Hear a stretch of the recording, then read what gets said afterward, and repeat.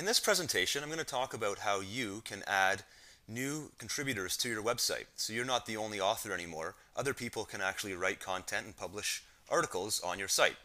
And the way you do that with WordPress is by creating new user accounts and giving those people the appropriate permissions to do stuff on your website.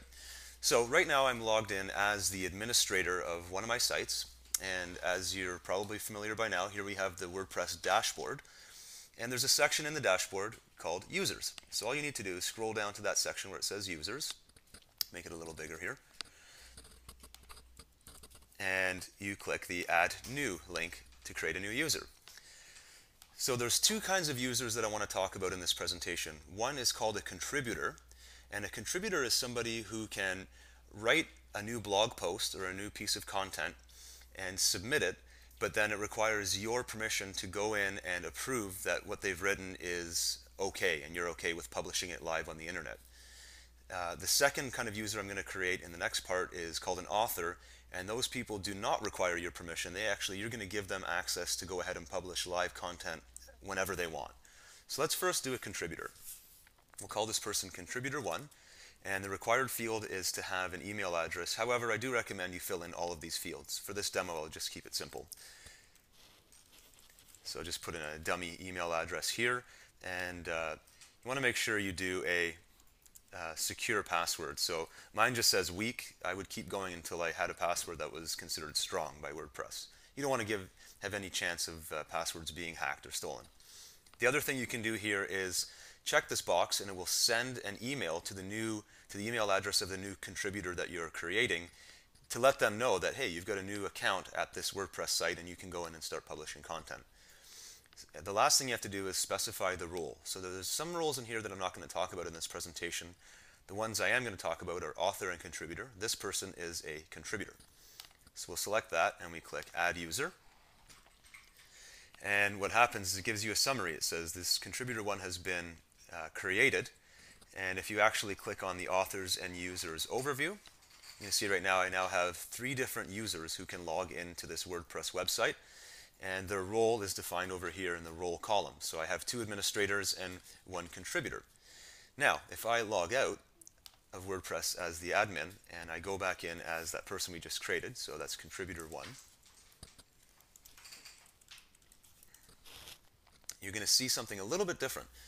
Now when I log in, I'm no longer an administrator, I'm just a contributor, so there's a lot less that I can do in terms of the WordPress dashboard.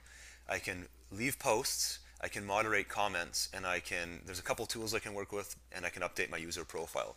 Everything else in terms of the structure of your website, the pages, the layout, widgets, all those things are locked because you don't want just any user coming in here and changing stuff. The idea is you want them to create content. So they can actually go in, click posts, they can add a new post of their own. So again, nothing new here.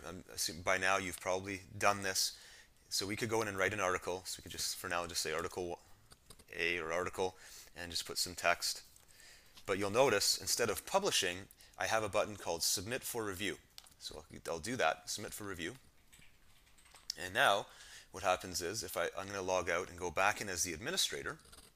And you'll see as the administrator we have a new piece of content to approve.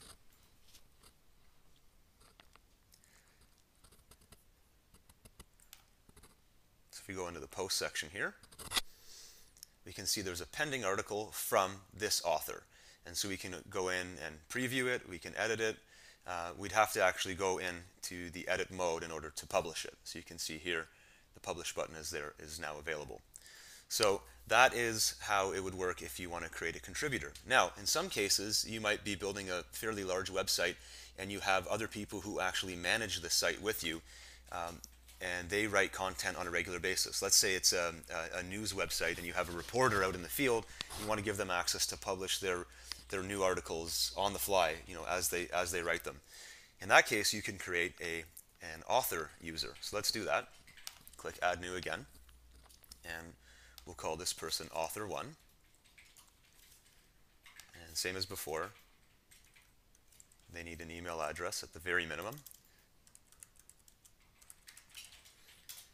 And author. So we add that new user. They're in the system now as the role called author. Now if I log out and log in as author number 1,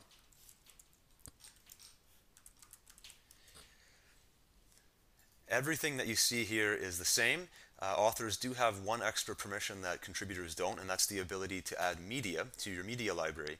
The reason for that is if they're going to be publishing content live on the internet, they need the ability to insert images or videos or other things that help them make that content more readily available and more useful to the readers of your site. So the media is there, but when you look at the posts as an example, this is where they're going to have pretty much the exact same permissions as you, being the administrator. So if I click Add New and call it Author Article, I can actually publish this now. I'm not going to do that right now. I'll just save it as a draft, but that's the key difference there between contributors and authors. Once you have that set up, then it's just a matter of managing the usernames and the passwords and keeping an eye on all of your content so that your contributors and authors are staying in line with the content and the context of your website.